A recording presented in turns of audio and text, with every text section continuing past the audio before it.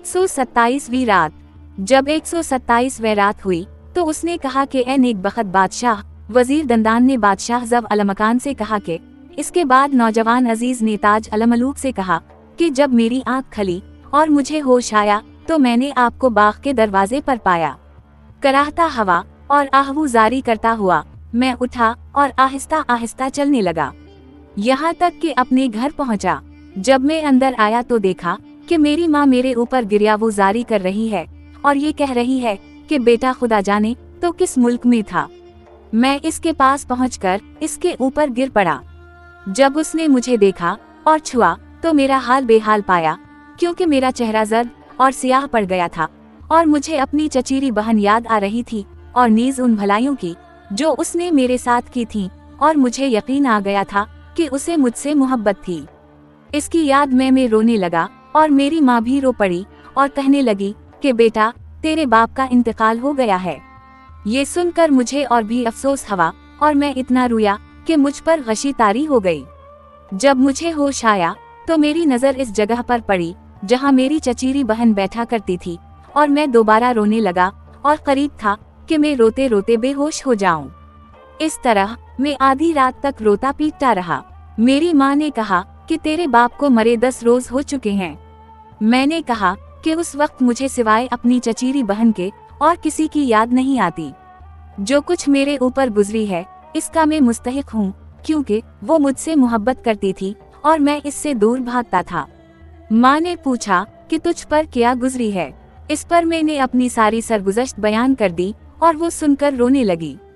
इसके बाद वो उठी और मेरे लिए खाना लाई और मैंने कुछ खाया पिया और फिर अपना किस्सा बयान किया और सारी सरगुज़श्त दोहराई। इसने कहा कि अल्हम्दुलिल्लाह कि तुझ पर यही गुजरी और उसने तुझे ज़बा नहीं किया। अब उसने मेरा इलाज किया और मुझे दवाएं दें, यहाँ तक कि मैं अच्छा हो गया और सेहत ठीक हो गई। जब मैं तंदुरुस्त हो चुका तो उसने मुझसे कहा कि अब मैं तुझे वो अमानत ला कर देती हूँ जो तेरी चचीरी बहन ने मेरे पास रखी है। अब वो तेरी मलकियत है, क्योंकि उसने मुझे कसम दी थी कि मैं वो अमानत तुझे इस वक्त तक ना दूं जब तक कि मैं ये ना देख लूं कि तो इसकी याद करता और इस पर रोता है और बाकी तमाम लोगों से अपना ताल्लुक कता कर चुका है। अब ये शर्तें पूरी हो चुकी हैं। ये कहकर वो उठी और उसने एक संदूक खोला और इसमें से कपड़ा निकाला जिस पर हिरन की ये तस्वीर बनी हुई है, और ये वही कपड़ा है जो मैंने उसे पहले दिया था और जिस पर अब चंद गमनाक शेर लिखे हुए थे।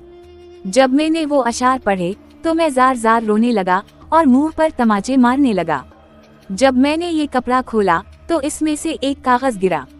इसको खोला तो उसमें लिखा था कि ए मेरे चचीरे भाई, मैंने तुझे अपना खून मुआफ कर दिया है और खुदा से उम्मीद है कि वो तुझे तेरे महबूब के साथ कामयाबी अता करे। लेकिन अगर बदजात दलीला की बेटी से तुझे कोई तकलीफ पहुँचे तो फिर ना इसके पास कभी जाइयो, ना किसी और के पास, और अपनी मुसीबत पर सब्र कीजियो। अगर तेरी तकदीर में जीना ना लिखा होता तो तू कभी का मर चुका होता।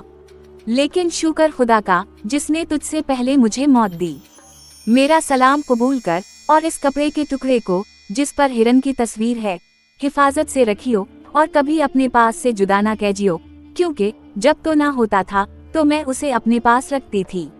अब शहरजाद को सुबह होती दिखाई दी और उसने वो कहानी बंद कर दी जिसकी उसे इजाजत मिली थी।